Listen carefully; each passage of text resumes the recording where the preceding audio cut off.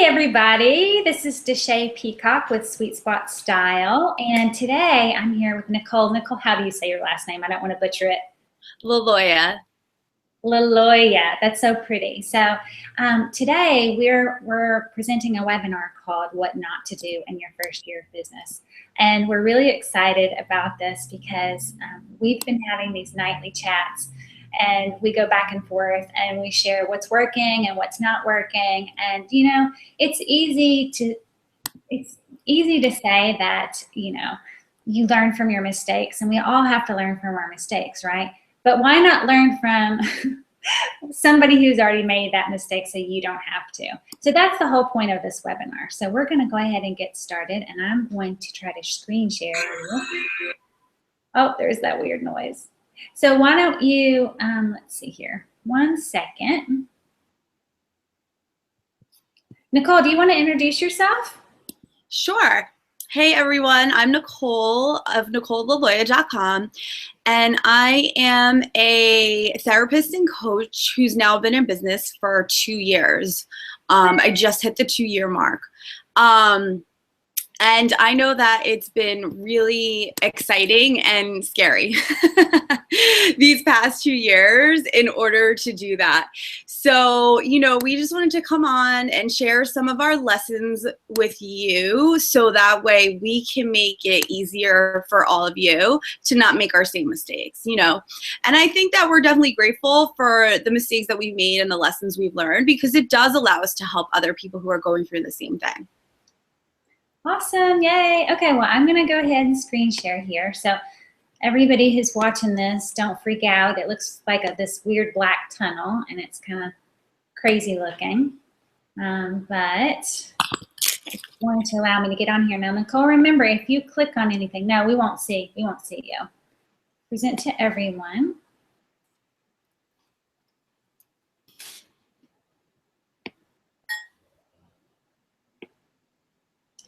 Okay, so you should be seeing a presentation here.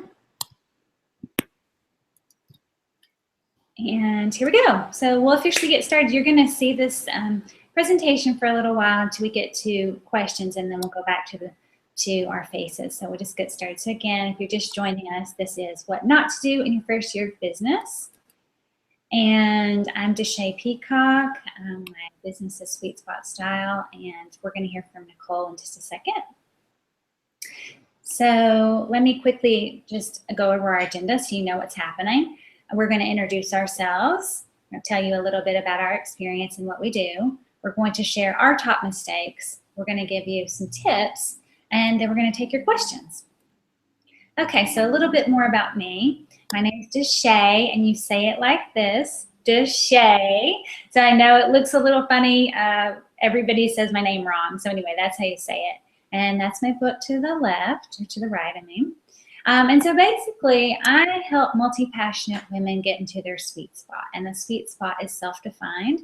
And so your sweet spot may be that you want to start a business that you love. You want to work from home. You seek creativity and freedom. Maybe you want to be an author. Maybe you are an author.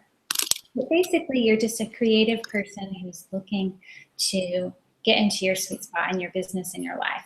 And that's what I do. That's what I help people with. I'm an author and a lifestyle design coach. I also lead retreats to Mexico. I have an annual retreat every year to San Miguel de Allende, which is absolutely fabulous. I'd love for you guys to check out that site. That'll be coming out pretty soon. I'll start sharing about that. And I'm also a small business coach. So as you can see, I have a lot of titles, and I'm very multi-passionate myself. And I love helping women who are also very multi-passionate and who need to reel it in and figure out how they can do everything they love, but where it makes sense to everybody else. So Nicole, you want to introduce yourself again? Yeah, hey everyone. Like I said, I'm a therapist and coach. When I started out my business, I just had a local, you know, private practice, seeing clients in person for mental health counseling.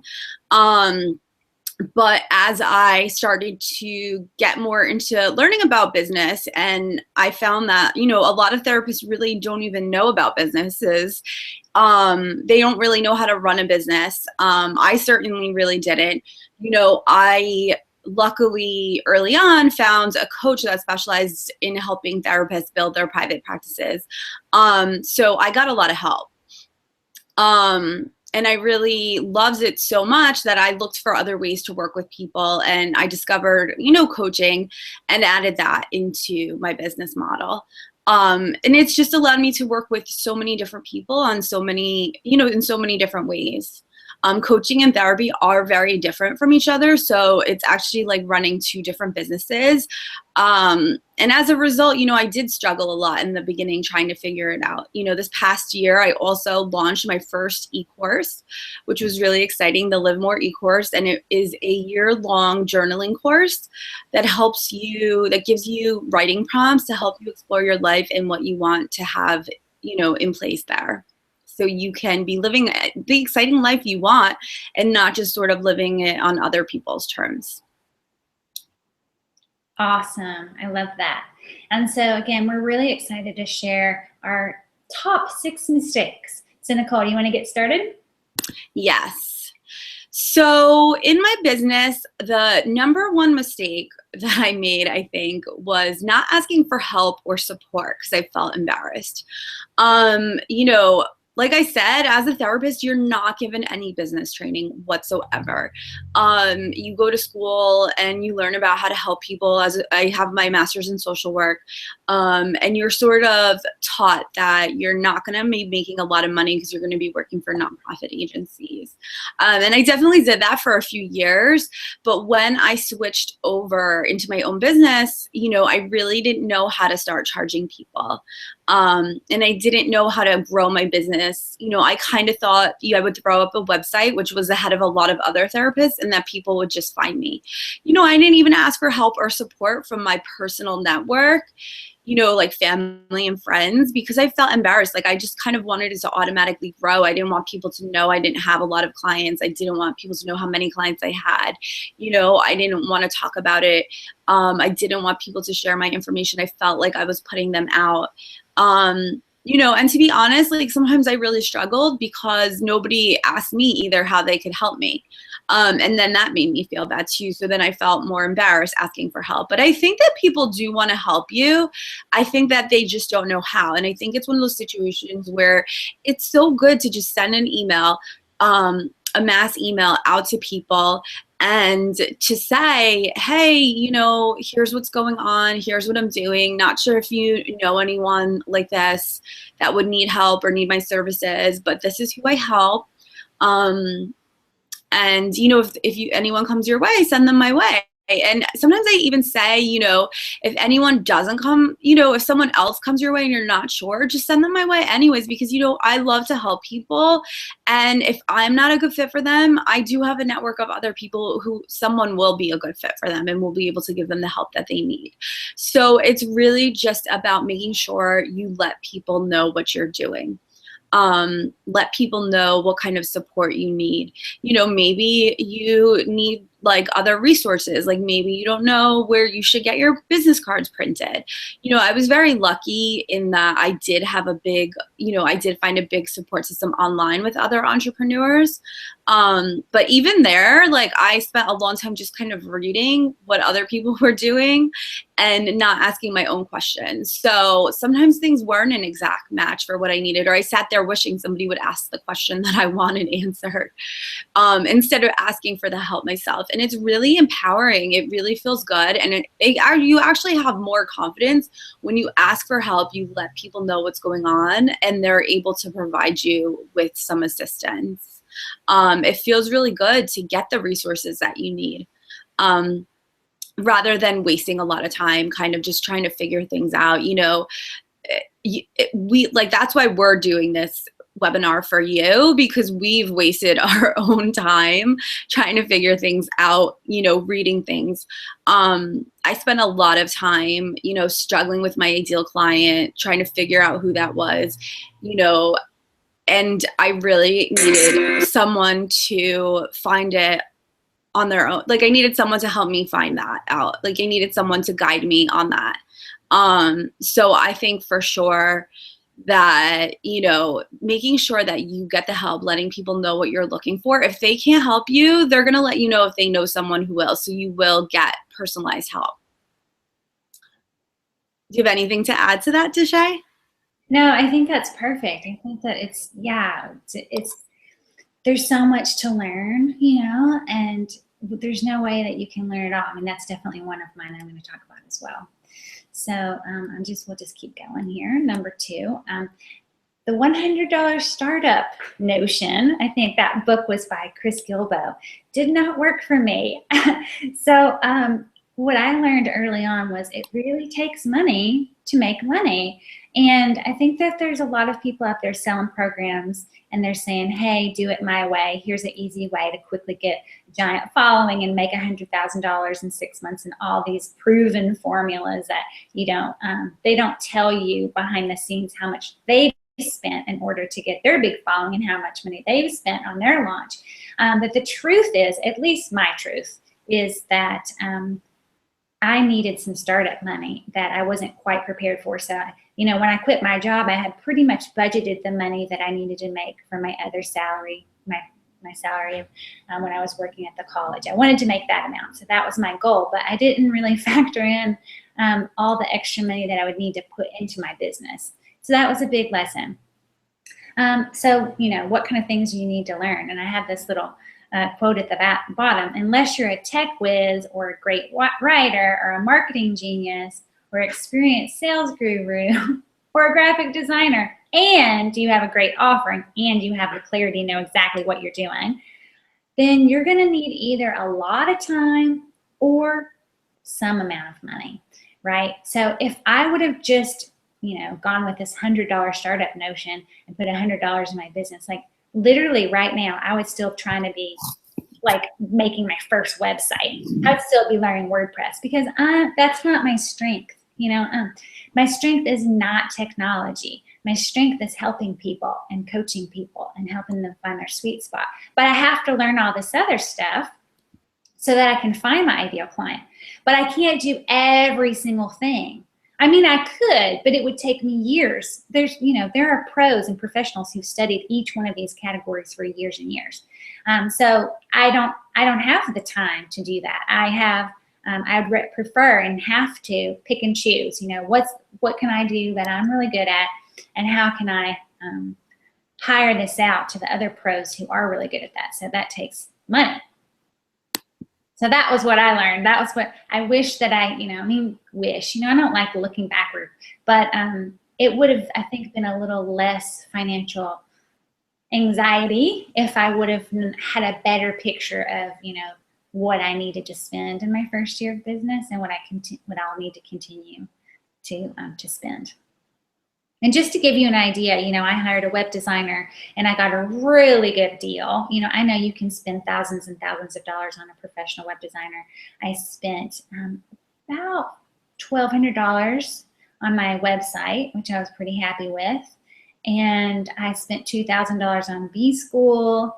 I hired a coach myself. I spent $500 for 1 hour. I joined a mastermind. I spent $500 on that. And, you know, I'm continuing to work with a coach now. And I've hired a marketing assistant to come with me on my retreat, to document my retreat and to make a video about that. And she often helps me with my videos. And there's a lot of other people that I'd love to hire, but I'm keeping my budget pretty slim right now in my first 2 years. So that was one of my lessons. Do you have anything to add to that, Nicole? Yeah, I think definitely, you know, one thing that people kept saying and I really didn't listen was like, you know, don't do too much investment, which I mean, it's not like I made huge investments, but I think that, you know, we're so hopeful and it's so overwhelming and stressful to create a business.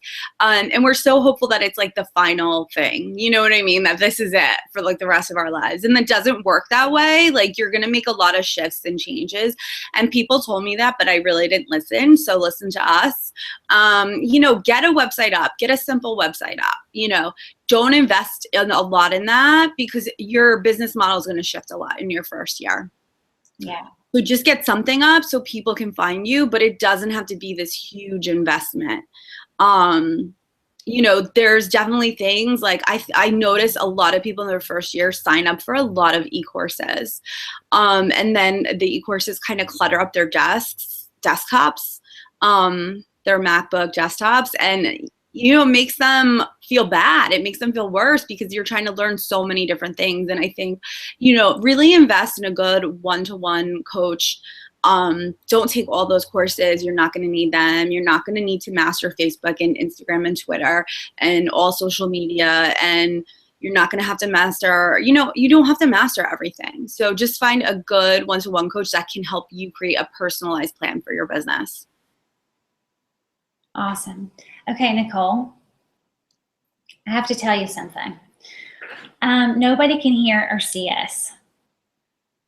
So I saw the chat. I'm sorry.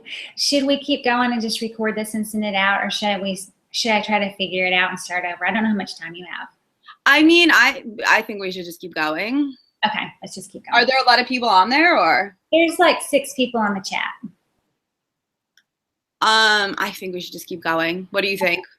Yeah, can you write in there? Are you on there? Mm-hmm. Okay. I'm just going to say we're recording it.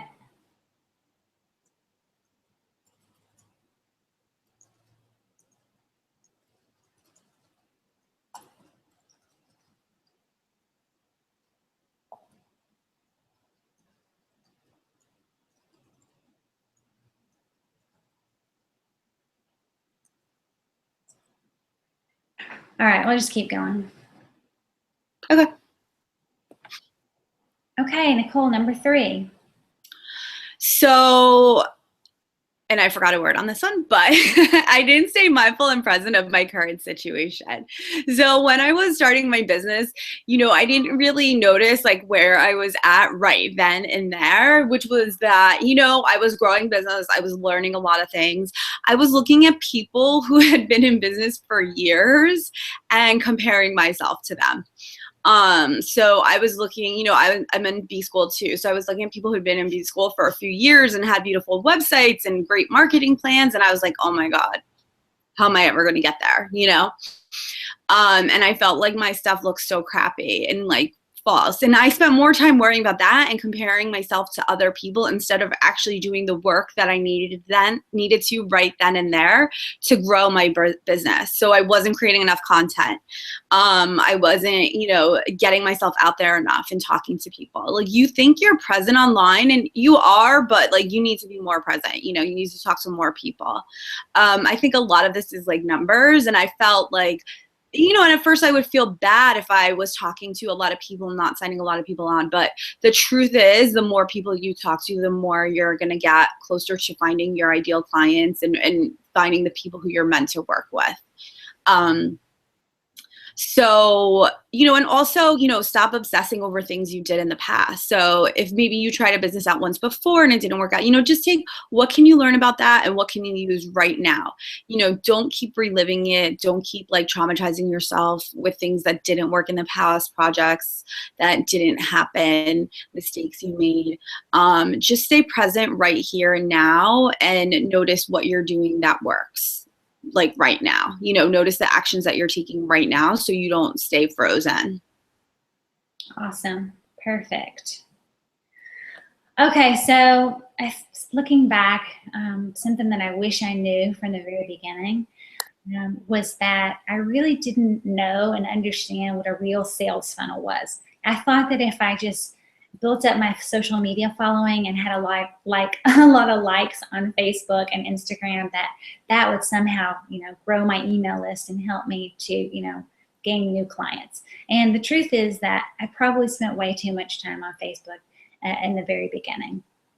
And what I learned is that you really need to have some kind of a system or strategy for finding your ideal client. And it's not some massive social media pull to just get a bunch of likes. So basically what I discovered through trial and error and through my mentor, who was extremely helpful, Sarah Leather, taught me this process. For me, working one-on-one with clients, what has worked really well is to do Facebook ads and then do webinars promoting. So Facebook ads promoting the webinars, presenting valuable information that's helpful to people like this, and then offering free clarity calls to a certain number of people, a limited number of people, and then actually talking to those people on the phone and helping them with the problem. So my first question is, what's the biggest challenge you have? And then I'll work through that problem with the person over the phone. And if they're attracted to me and I'm attracted to them as a client, and they feel that I've helped them and I feel connected to them, then often it's just a simple conversation of, hey, I'd love to work with you. And, it's not hard, really. It's not a scary conversation. It's just actually just putting yourself out there to helping people.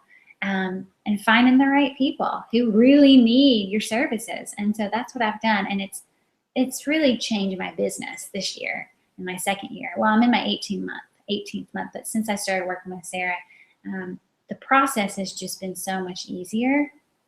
And so, maybe that process isn't your exact process, but, if you're struggling, if you're a coach or health coach or, any kind of service industry and you're struggling to find clients, you may have to tweak the system, but basically you just have to start and try different processes and see what works for you. And Nicole and I, we chat almost nightly we've read lots of different books, and I've read The Launch, and we're reading The Prosperous Coach. And The Prosperous Coach says, you're never going to make money through email. You have to, have personal contact with them and get on the phone with them. And we're like, yeah, but email does work for us. And, other people like in B School, they really encourage email. And, oh, you're going to, you have to have email and, limit the one-on-ones and that kind of thing. But, you have to figure out what's right for you. So I do a combination. I do live events. I do online events. And I connect with people one-on-one, and I follow up with email. And that whole system seems to work for me. Nicole. So overthinking means that decisions don't get made, which means very little action or money. So I'm sure you're spending a lot of time analyzing what would be the best next steps for you. And the more you think and plan things out, the less action you actually take, which actually then leads to less money and income in your business. We get caught up in everything, the colors of our website. I know, I hire out people to create social media images because they'll take me 3 hours to make one little image because I obsess over the alignment of everything. What is really sucking up your time? You got to be the boss of your business. You got to look at your schedule. You got to look where you're spending time. Are you on Facebook too much? And it's not bringing you people. Could you maybe is Instagram a better option for you? You really have to assess. You have to really notice what's working and doesn't. Don't overthink things too much. Really pay attention to where you should be spending your time so that you can take action there. When you're just thinking and assessing and planning, the big decisions don't get made. And it's everything can be changed. Nothing is really permanent. Unless, you're kind of getting a tattoo or something like that. But in terms of the business, your website can be updated. You can change out your fonts. You can change out your colors. You could switch your logo if you needed to. We obsess over these kinds of, I hate to say it, little decisions. And I know they don't seem little. They seem huge important. But the big decisions that you need to be focusing on are how to get more people to find out about you, how to talk to people, how to sell your services, how to adjust your services if they're not selling so that you can have more money. Those are the things that you need to definitely worry about and focus on, and take action in, not just, you waste a lot of energy overthinking and obsessing over things that might or might not happen. And this kind of goes back to my last one about, staying present. If you're planning too much and planning too many different things and not taking action, you're never going to be able to sustain your business because you're not going to be bringing in income. And I know that's scary, but, this is something that could be changed immediately. Just start doing little action steps. Even little ones make a huge difference later on. Yeah. And, I think that overthinking and making decisions kind of go with being a perfectionist. And I don't have that problem. I'm not a perfectionist because I think that, perfectionism does not go well with creativity. And I'd prefer to be more creative than a perfectionist and just get stuff out there, which means that my stuff is not always perfect. But if I was trying to make it perfect, then it might not ever happen. And I see that in a lot of people. I see that in a lot of friends and colleagues who are just getting started, and they will spend 6 months trying to pick a logo and a year trying to decide if they want to use their name or come up with some other business name. They'll spend 15 months trying to figure out who their ideal client is and describe them to a T. And meanwhile, they're either stuck in a miserable job while they're trying to figure that all out, or they're spending all of their savings that they've saved up while they're supposed to be starting their business. And basically they're wasting time. And you just cannot do that. You just have to let go and you have to move forward, and you have to do that by just starting. And like you said, Nicole, you can tweak as you go, and you may think that you have the perfect idea anyway, and you may put it all out there and it doesn't work. So I think that's the main thing too about being an entrepreneur. You have to put your idea out there and be flexible enough to change it. So it doesn't matter if if it's perfect, if it doesn't work anyway, you're gonna have to change it. So yeah, basically just start, right? Yep, just start for sure. Okay, awesome.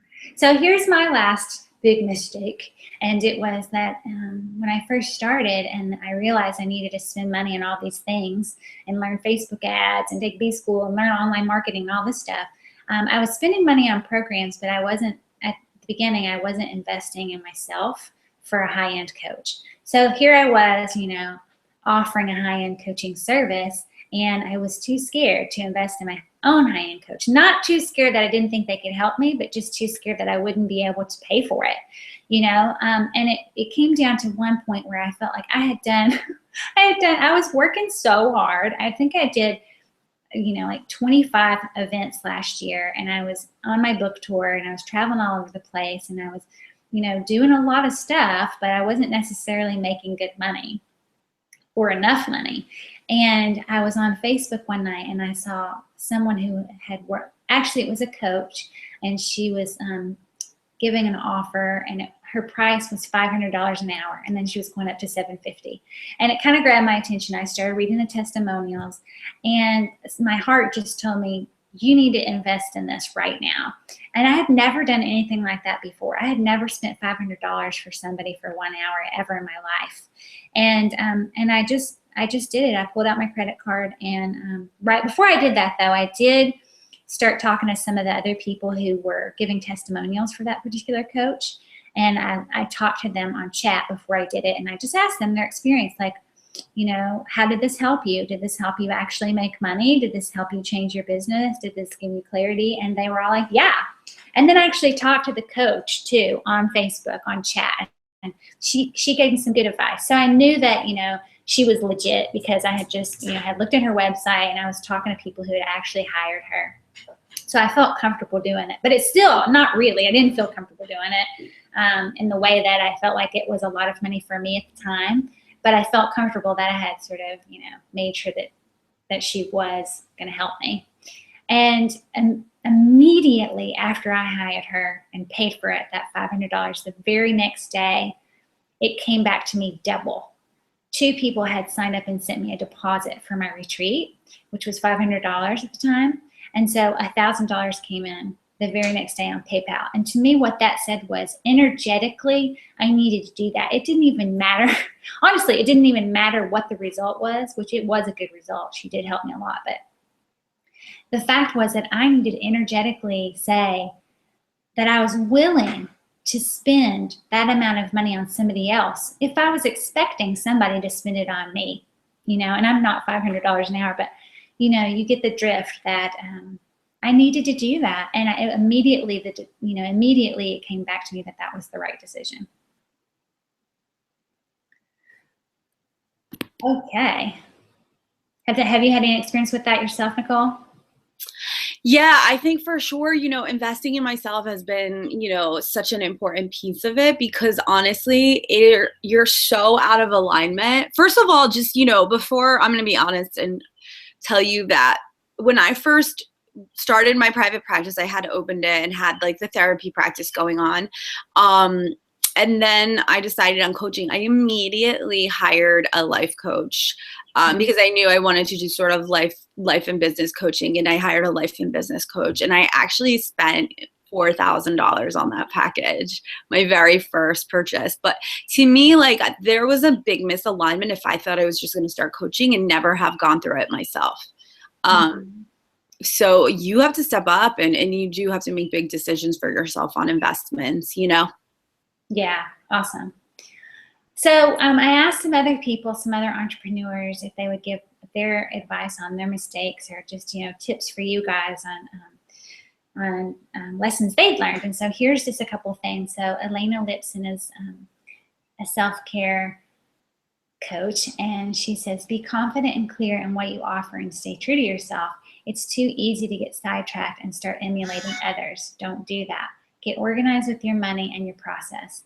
And I have to agree, I love that. As I was learning all about online marketing so that I could attract my ideal client, I started to think that I needed to become an online marketer. Like I started to think, oh, I need to teach social media and I need to teach how to do webinars and all this stuff. And it's like, no, you need to keep coaching people to get to their higher purpose and do work they love. That's what you need to do. Like, but you get confused. It's easy because you start to see all these other people and what they're doing and the money they're making. And you think, oh, well, maybe that's what I should do. But it's not. So just don't fall prey to that. That happens a lot. And then we have another one from Yasmin. And she says, look at what the market really, really wants, not what you think it wants or what you like. Or what you'd like it to want. Plus, be willing to invest in your business to help it grow. And this one I think is really good too. It's what does the market want? You can ask people, like if you have a list, or if you have people that are following you, you can always ask them, what is it that you want from me? What is it that you need from me? And that can definitely help you. I mean, I like to do assessments. Right before I did my retreat, I asked people what kind of retreat they wanted to go on. I asked them if they wanted a luxury retreat or just like a beautiful but affordable retreat, that kind of thing. And people are willing to respond. So that's definitely true. But I have to say that I do think it's important to ask what you want to do.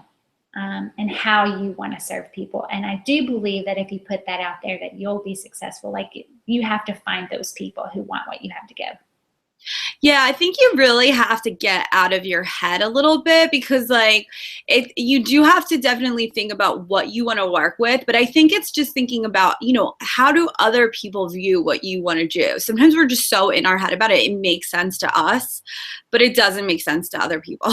And and just an example, like I specialized when I first started in stress management. And to me, like I lived in New York City for years and I hear people all the time say they're stressed and busy. So to me, that was like a slam dunk. So I presented it as stress, but the truth was people weren't willing to invest in stress because they think that that's a sign of success, you know, being busy all the time, having a lot of responsibilities, like that's a sign of being successful here. So people were not like, I want to be less stressed. Like they do, but it was like, it wasn't the right positioning for it. So it wasn't even that I had to change the work I did with people, but I had to learn how to let people know what the real benefits were. You know, to me, because I work in this area and I see it all the time and I see the benefits of less stress, like I thought saying less stress was good enough. And it wasn't really getting people to understand the value. Yeah. Yeah, I think that's really important. It's, you know, you may think you know what you want to offer, but you have to figure out a way to say it in a way that people understand, you know. And I think one big mistake a lot of people make is that, you know, I just want to help creative women to be happy. And it's like, well, what is happy? You know, like happy is pretty subjective, and it's also hard to sort of quantify, you know. So I think being more specific is a good thing. And it doesn't mean that you have to niche down so far that you're only helping, you know, sort of one person with one sort of problem. Because generally it's just that you have to put the message out there and it'll attract who you want it to attract. You know, it can be diverse from there, but in your marketing material, it is good to be clear about how you can help them. But I think the most important thing personally is that you're offering something that you are aligned in, that you have the passion and the skills and the experience to help, not just, oh, there's this problem, therefore I'm going to try to figure out how I can solve it. I mean, that's the typical sort of business model marketing approach, but my approach is a little bit different. Okay, so we have another one here from Mince.Jazz, and I hope I'm saying that right. And she says, the biggest was the most expensive. Everyone's resume isn't a true example of their expertise. Do your research before hiring a coach. Ask for references, check into credibility claims, and make sure your coach is legit. And I've never had a problem with hiring someone who didn't help me, because I just explained what I did, and I did do some reference checking before I hired my coaches. And I've also followed them for a while, and I felt comfortable and I trusted them. I felt like I was seeing what they were putting out, and I was watching, getting value from their free stuff. So I knew I would get value from them when I work with them. But that's a good piece of advice, is to check their references, make sure what they're saying is really legit, because it's very easy. There's a lot of smoke and mirrors going on out there. And I think this is one where you really have to pay attention to your intuition. Like I've hired several people who had amazing references and who have done great work. But, when I connected with them, I didn't necessarily, match with their style. But I didn't listen to myself, because I was looking at all the references. So, I think also pay attention to how you feel when you're talking with them. Do you feel taken care of? Do you feel comfortable? Can you see yourself telling your coaches, telling your web designer, whoever you're investing in, can you see yourself telling them if you're not happy about something, or if you're uncertain about something, or if you're scared about something? You want to be with someone that you trust and you feel your needs are going to get taken care of. And they may have a million great references, but sometimes it's just not the right match for you. So as much as it is good to look at references, also just trust your inner intuition with a person. Yeah, I totally agree with you there. When I was looking at that first coach, I made that decision pretty fast, and I talked to those people just to make sure. But there was something inside me that was like, hire her. It was like this strong intuitive pull. Mm-hmm. I just couldn't deny it. I just could not deny it. And then immediately, I knew that was the right decision. But I definitely over anything, I would say to check back in with your intuition. Okay, we have one more. This is from Carrie Hales, and she says, really get in touch with what you love to do, your business, who you want to spend time with, your clients, and what you like doing, where you need help. And I love that. I think that's fabulous. Okay, so we are going to take questions here in a minute, but we'd also like to open it up that we have a limited space in our calendars. Each of us are offering 5 30-minute clarity calls next week, and we have the sign up right here, and what we'll do is we'll send you the link in a follow-up email. So unfortunately, I don't know if anybody's here live, so if you have questions, please let us know. Send us a message on Facebook or on email. My email is deshay@sweetspotstyle.com, or sign up for the clarity call and we can help you individually. Nicole? Yeah, just feel free to reach out to us with anything that comes up. We're happy to help you or direct you in the right area. If we can't help you, we'll know someone who can. Exactly. So here, I'm going to take us off screen share here for a second if I can, so that we can say goodbye. There we go. All right. So, hey, thank you so much for coming. I really appreciate your time, and I hope that this has helped. And again, we'd love to help you. Either one of us. You can make appointments with both of us. We each have 5 slots, so just please send us a note and get on the calendar, and we'd love to talk to you. And thanks, Nicole. Thanks so much for hanging in there. Thanks. We'll talk soon. Okay. Bye.